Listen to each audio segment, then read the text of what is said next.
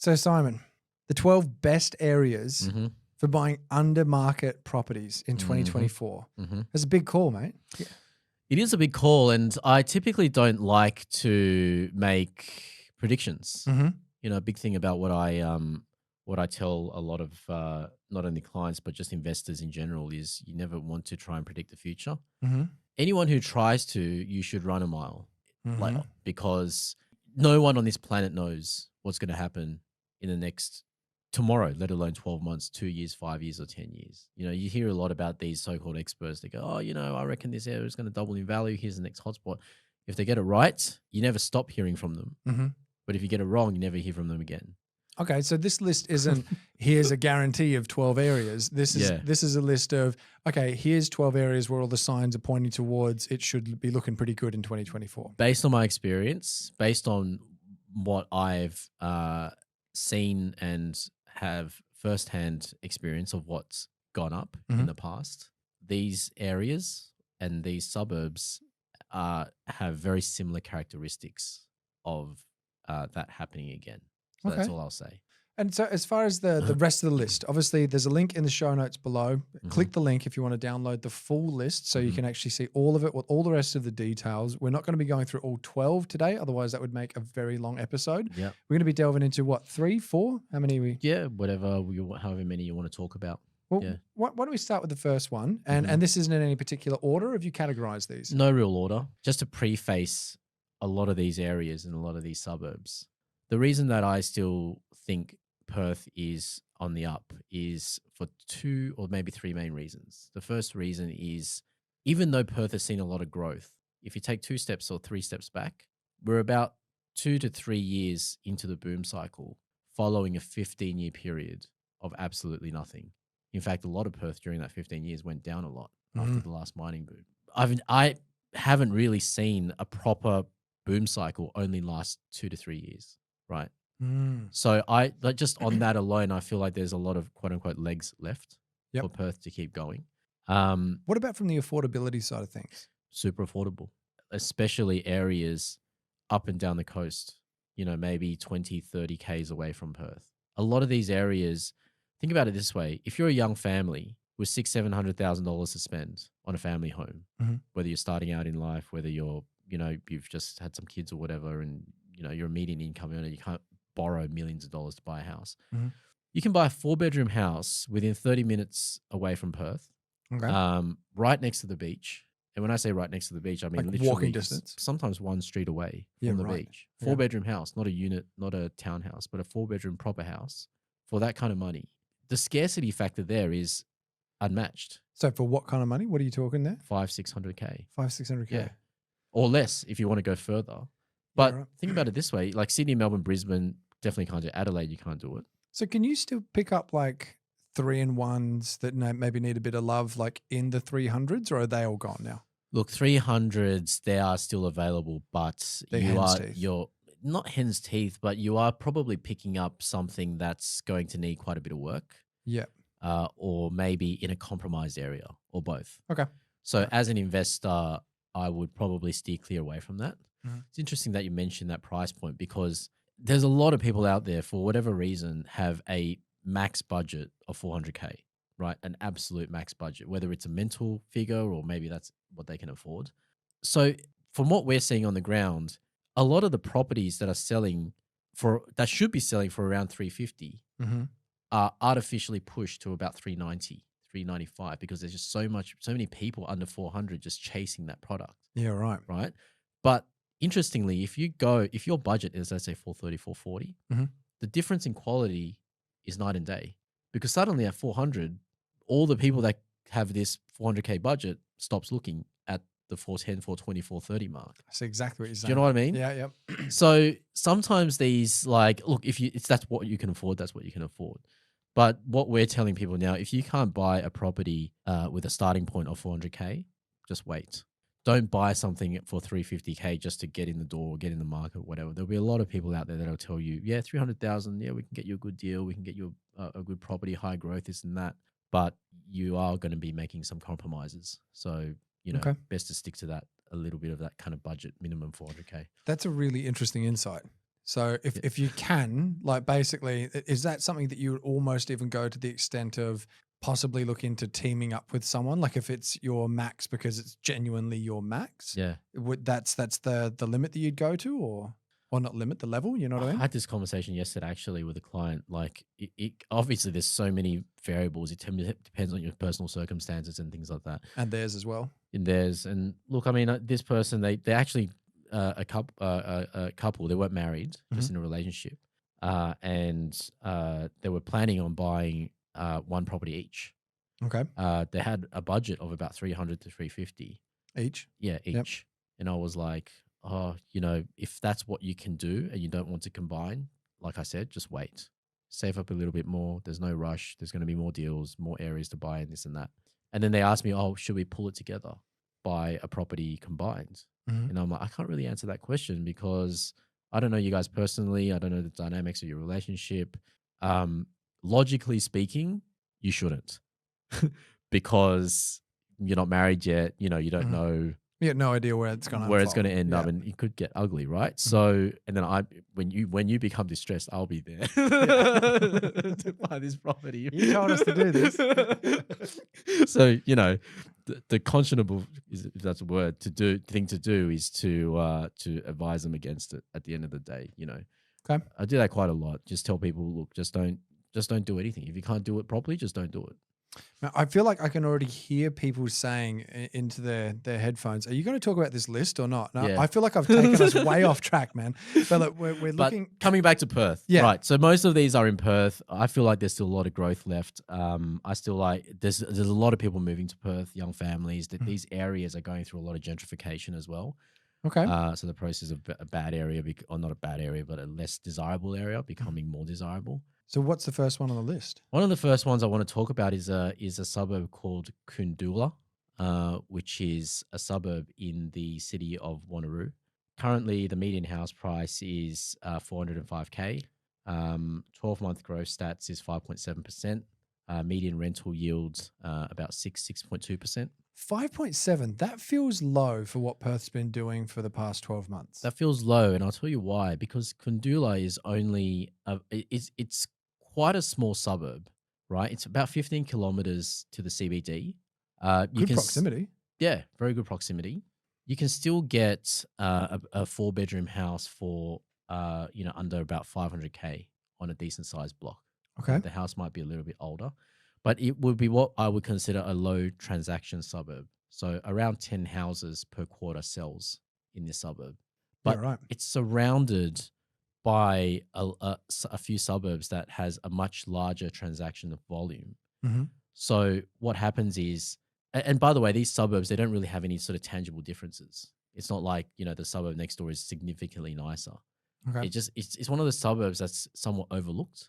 Yep. Yeah, I get you. But maybe not after this episode airs. But what happens is, like, when agents price properties, they use comparable sales from sold properties, obviously. Yeah. So when they look at properties that sold in Koondoola maybe 3 months ago or 4 months ago, they're actually underpricing properties that are selling currently, because 3 to 4 months ago, all these surrounding suburbs have actually grown a lot. Does that make sense? Yeah, that makes sense. So it's an area where you can still potentially, if you're getting the right deal, you can still pick up a good bargain. But I feel like as a suburb as a whole, it's a little bit undervalued. What kind of a yield are we looking at? Median rental yield about 6.2%. And that's the median. So it's possible to get a 7. It's possible to get a 7 if you get a good enough deal, potentially, especially if you're open to older houses. Yeah, I think it's definitely still doable. Days on market, only 7, and this is for houses. 7. Yeah, 7. For anyone that's newer to property investing, so you probably are wondering why I'm laughing. That is astronomically low. Like, that is so low. Yeah. Welcome to Perth. Vacancy rate 0.4%, so extremely low. It's a good little spot. Like, it's an area that's going through a lot of change, a lot of gentrification, urban sprawls happening, expanding to like surrounding areas as well. So in my opinion, it's got some legs left. Yeah, definitely. And as far as strategies that would work well there. Is this the kind of thing that is more of a buy and hold family area? Is this somewhere that's kind of ripe with renovation? Like a lot of it was built in the 70s. Is this like development sort of, do you know what I mean? I think it's just a standard older look. I wouldn't say 70s, maybe 70s, 80s, 90s, that type of thing. I feel like it's one of those flashback CDs. Yeah. Do you remember those in the ads? Yeah, I do. Yeah. I do actually. Remember Skits Mix? I didn't see that one. But yeah, just your typical sort of older house. Yeah. Larger block. Okay. 3-4 bedrooms, single story, maybe brick, maybe even fibro. It's not a massive deal to get to buy a house that's fibro if it's been well looked after, or even renovated. And I know you don't have a lot of developments, and that's not like a focus of yourself. Yeah. But are you seeing a lot of like 1 into 2s, 1 into 3s, stuff like that over there, or not really? There is a lot happening in all parts of Perth. Okay. If they're zoned for duplex or triplex builds or even more, you have to tread a little bit carefully, because typically we see the existing houses on them as almost unlivable. I don't know why, but these big subdividable blocks, maybe because over time everything just gets subdivided normally anyway, as just a course of time. So if you have a property on a large block that's in a zone for subdivision, chances are over a space of 50, 60 years, someone's going to come along and build it. And buy it and build it up or whatever. Or existing owner will put some townhouses on it. But the ones that get left behind are typically ones where the houses have been just lived in for 50, 60 years.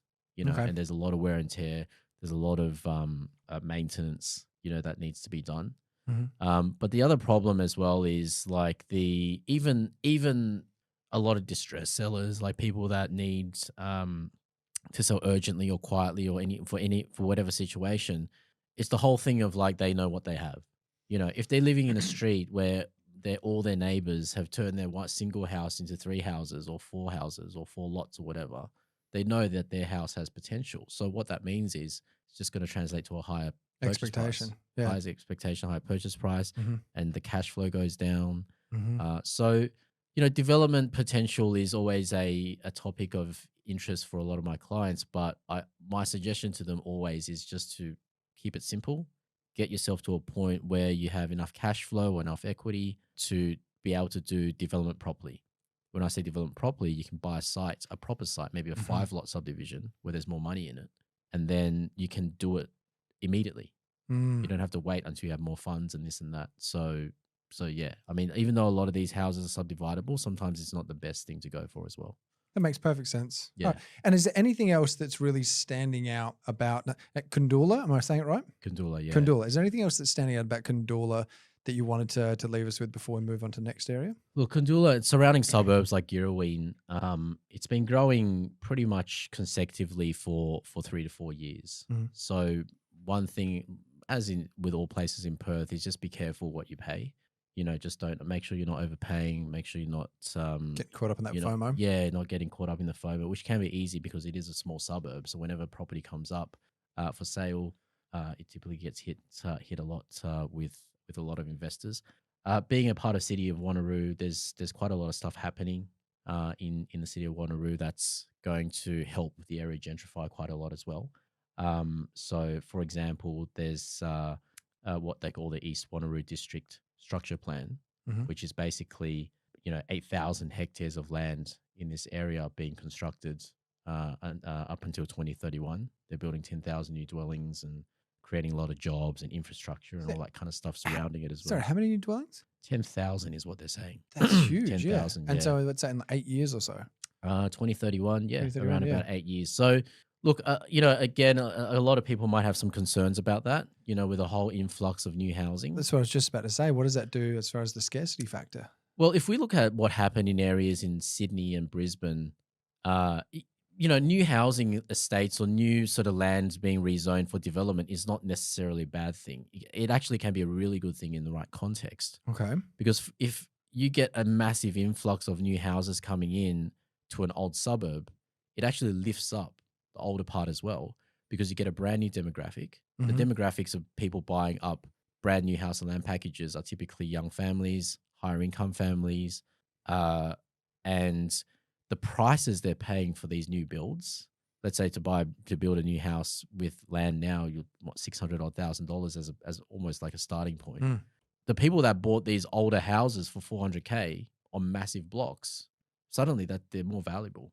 This is what happened to areas, if anyone knows in Sydney, areas like on the northwest in Marsden Park and Rouse Hill and Kellyville and all these areas that are very old suburbs, but when all these sort of developers came in and started building up, all these sort of older parts of the suburb became much more valuable and much more sought after as well, because these new houses, they're all built on 200 square meters, 300 square meter blocks now. Yeah, I see what you're saying. Yeah. So it's not a bad thing, but you have to get a few components right. Yeah. So I feel like Wanneroo as a whole is collating all of those kinds of benefits, should I say. Okay, Yeah. perfect, man. Moving on to area number 2. Area number 2 is actually in the same kind of city area. Okay, so still in Wanneroo? Still in Wanneroo. I'm going to combine a couple of suburbs here because Okay. these suburbs are kind of right next to each other.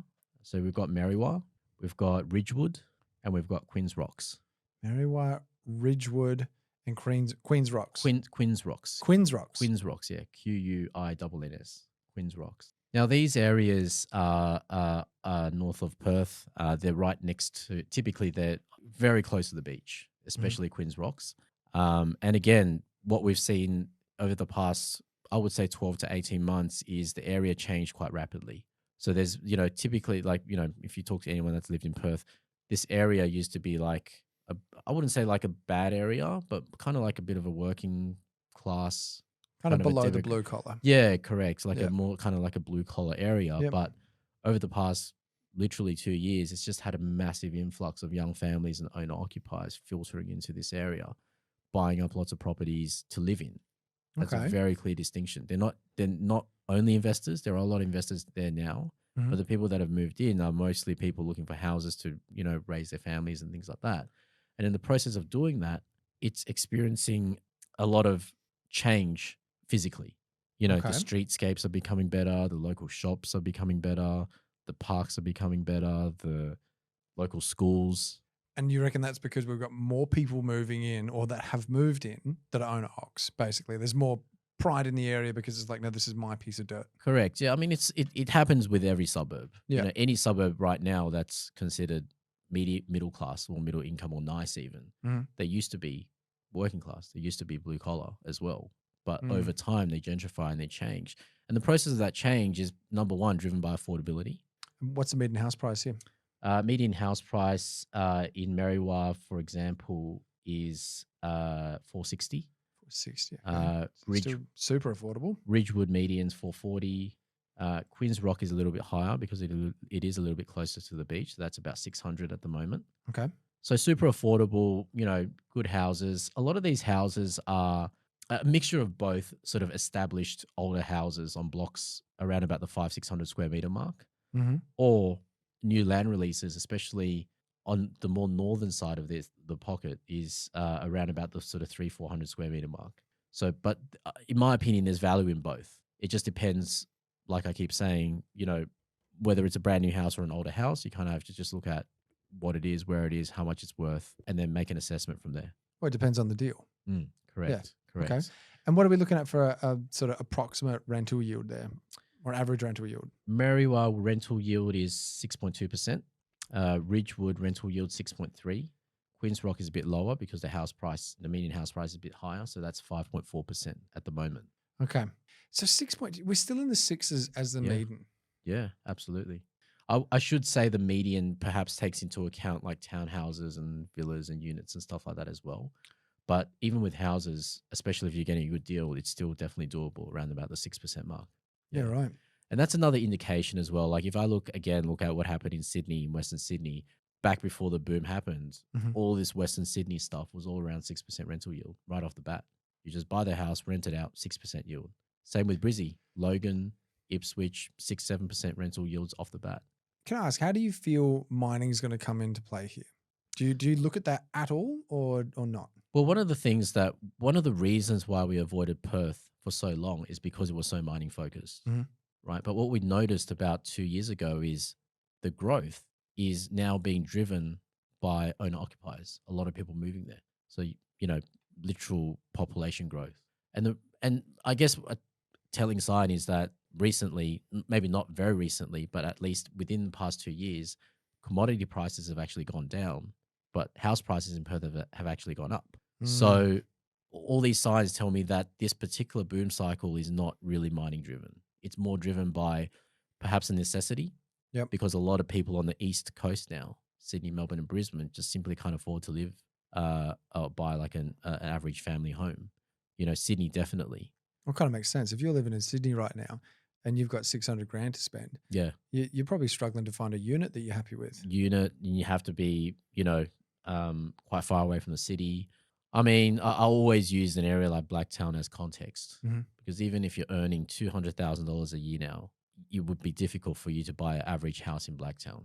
And Blacktown, if you live in Sydney, is an average, maybe even slightly below average area. I hope there's no one living in Blacktown listening to this. I know what you mean, though. Like, yeah, you probably don't feel like you're going to get stabbed, but you don't brag about living there. Yeah, like it's just correct. that. Yeah, I really thought most of this Perth growth was driven by us, like was driven by investors. But you're seeing more of the data pointing towards owner occ. Well, data doesn't really reflect that as yet. Okay. But if you're on the ground and seeing what people or who are actually buying these houses, their own occupiers, their young families. Yeah, there's definitely investors in the area as well, don't get me wrong. But, the fancy stuff that sells, on Domain and with the fancy pictures and, the ones that are overpaying, they're all owner occupiers. Yeah. Is there anything else that you wanted to talk about with these? Actually, we didn't get days on market and vacancy rates. Days on market, for Merriwa, it's 8 days. 8 days. Ridgewood, 5 days. 5 days, okay. And Queen's Rock is 7 days. So very, very low. Rental yields, I think we talked about that. Yeah, we've got 6.2% for, what was that for Merriwa? Yeah. Yeah, and then a little bit lower for Queen's Rocks because that was in the 600,000 for your meeting. Correct. It's 5 point something.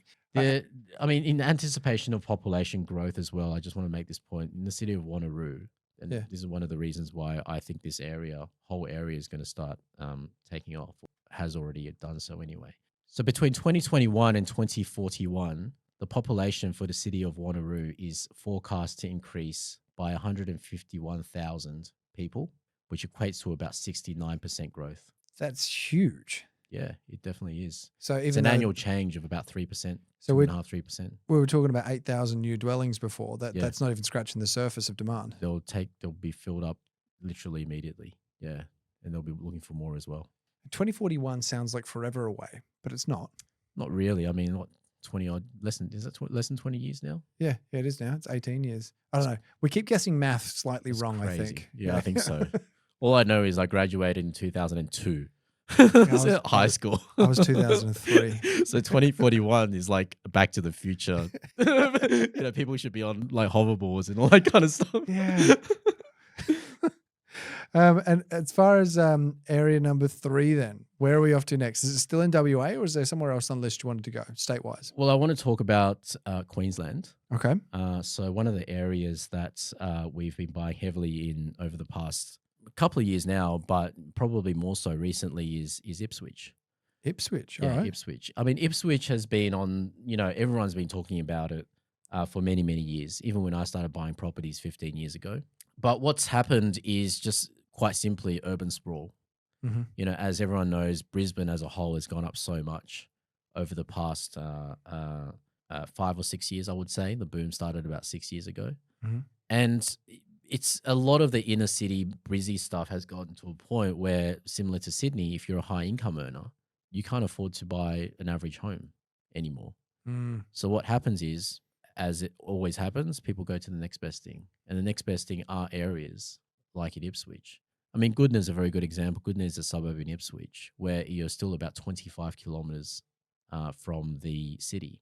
And you can buy a 4-bedroom house there for about $600,000. A lot of it floods, so please avoid the flood zones. Okay, but big caveat there. Big caveat, but if you go and drive around there, like, you never get a notion of, oh, this is like a blue collar area or anything like that, because the character of Goodna is mostly newer builds. 2010 type builds, 422s. Single story brick type houses. So coming back to strategy that I was asking about beforehand. Yep. So Goodna wouldn't be more of like a reno place or a development place. It sounds like maybe that's a lot of that's been done. It's more of Yeah. a classic kind of buy and hold. Classic buy and hold, but that's what we like. Yep. You don't want to do it. You don't want to spend all your money renoing. You want to spend your money buying more houses. But the two suburbs that I really wanted to talk about is Leichhardt and a suburb called Wulkuraka, which sounds very Australian. But it's in my opinion an area that I think is often overlooked in Ipswich. Okay. So I think these two suburbs have a lot of potential in the coming years. And are they sort of up on the hill like Goodna as well? Because I know in some places of Goodna you've actually got city views, or probably more glimpses of Brizzy. Yeah.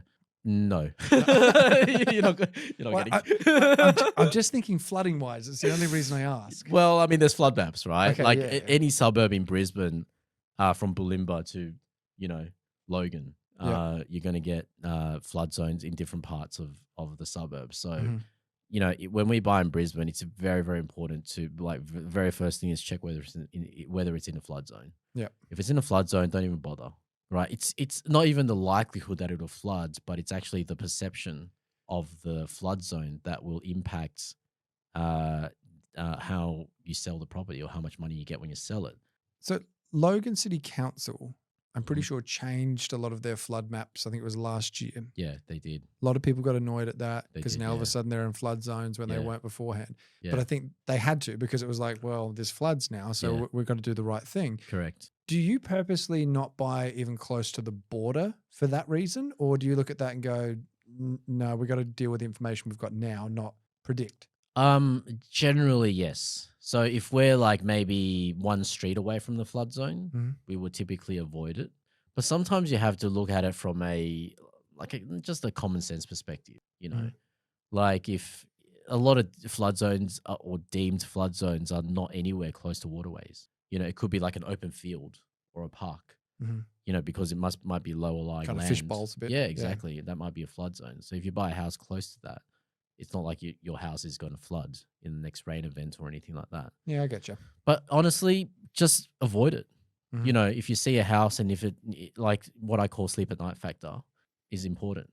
Even if it's not going to flood, even if it's not going to impact desirability or your insurance premiums, if in the back of your mind, I bought this house next to a flood zone and it concerns you, just move on to the next house. There's always another deal that's not going to be that close to a flood zone. So, there's no point worrying about it. So what are we looking at as far as median rents, median price, yields, days on market? What are the stats? So Leichhardt median price is 433K at the moment. 133. Yeah, Okay, and that's in Leichhardt? Leichhardt, yeah. Yep.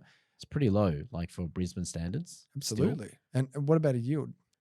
Yield at the moment is 5.4%. 5.4. Which is quite high for Brisbane at the moment anyway.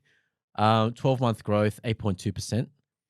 And the vacancy rate at the moment is 0.8%. Okay. Days on market, 9.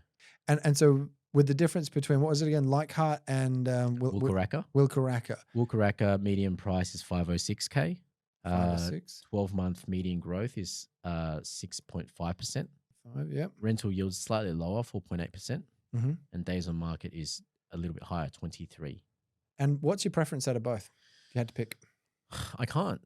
It just comes down to the deal, If the numbers stack, if we get a house in Leichhardt where the numbers stack up and all the fundamentals work, go for it. If one comes up in Wulkuraka that where the stats stack up as well, go for it. I will say Wulkuraka is like if you look at it purely from face value, it's a slightly nicer suburb.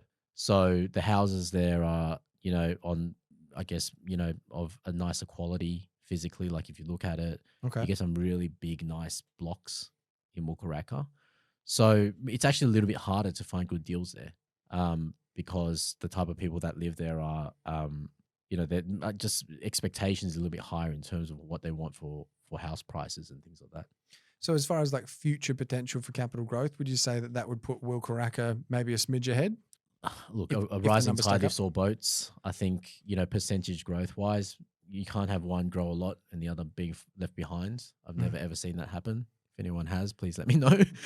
And if you see something similar to that, then that's when you're spotting the opportunity, really. Yeah, totally. But I mean, look, numbers probably stack up a little bit more when it comes to Leichhardt. like in terms of holdability. Mhm. Like, we can buy a good deal in Wukaraka, but if you can't hold on to it because the cash flow is not good enough, you're not going to be able to see the growth anyway. Let me ask you, what do you think the big difference is between Ipswich and Logan as far as the past 3 years? Because Logan got a lot of growth, Yeah. like huge. And from what I understand, because I've got property in Logan, you've got a lot of property in Logan. Yeah. There's not a huge difference in demographic. Some spots, like Mhm. there's nicer spots, there's worse spots, that kind of thing. Why did Logan get all of the coverage and Ippy got left behind a bit more? I think it's geographical. If you look at where Logan is, it's right between Gold Coast and Brisbane. Okay. If you also look at where Logan is, you're also much closer to Brisbane. When I first started buying in Logan, I was always, whenever I went there, because I used to fly up to check out every house and maybe even did a bit of work, Mm-hmm. I was always scratching my head as to how it would only take 20 minutes or less Mm. up the M1 and you're in Brisbane City. And I'm buying houses here for back then $200,000-$300,000. Mm. So I think people were like, hold on. Literally next door, I've got areas like, Mount Gravatt, Rochdale, Daisy Hill, Shayla Park. Like these areas, even back then, the price difference was huge. Like these were suburbs, sometimes literally right across the M1, which is like a 12 street mode, whatever you want to, 12-lane motorway. Yep. And you kind of think to yourself, okay, eventually these areas are going to catch up, and which they have, or they're in the process of doing so. Mm-hmm. So I think everyone's just kind of filtered in, bought up a lot of these properties, young families to go, okay, cool, this is a bit of a no-brainer. We're close to everything. All these surrounding suburbs are so much more expensive. And now Logan is starting to get a little bit crazy, a little bit priced out. Mm-hmm. And the same people, I think, okay, well, hold on. I can buy a house in Redbank Plains, for example, which is in Ipswich, for 500-600K. And then a suburb next door, which would be, Ripley, for example, or maybe Springfield Lakes.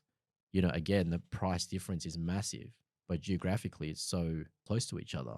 And hence why it's made the list for you as the undervalued, or one of the undervalued areas to watch in 2024. Definitely, yeah. I think it's also a case of needs must.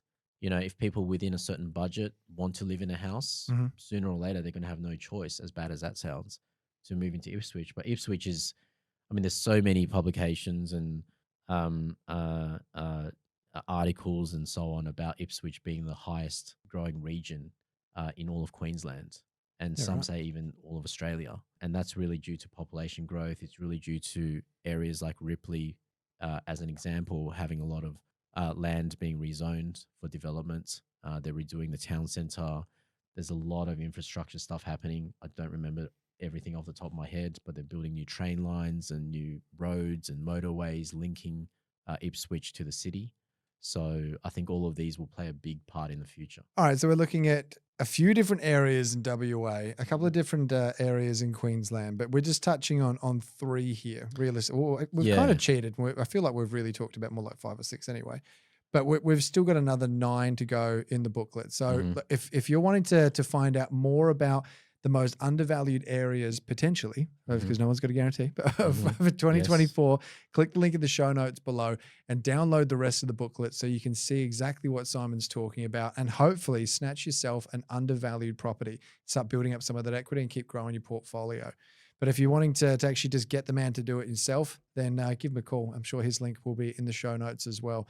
But mate, I appreciate you actually coming on and sharing this. So many people don't want to talk about Mhm. where they're buying. That's Mm. like the closely guarded Yeah. secret behind Gollum. Yeah. But you're happy to go, well, look, here it is, mate. Yeah, Like, absolutely. go check it out. Nothing to hide. There's a lot of other suburbs and areas as well. So yeah, check out the booklet. Beautiful. All right, Simon Loo from Housefinder. Thank you as always for coming on the show, man. Pleasure as always.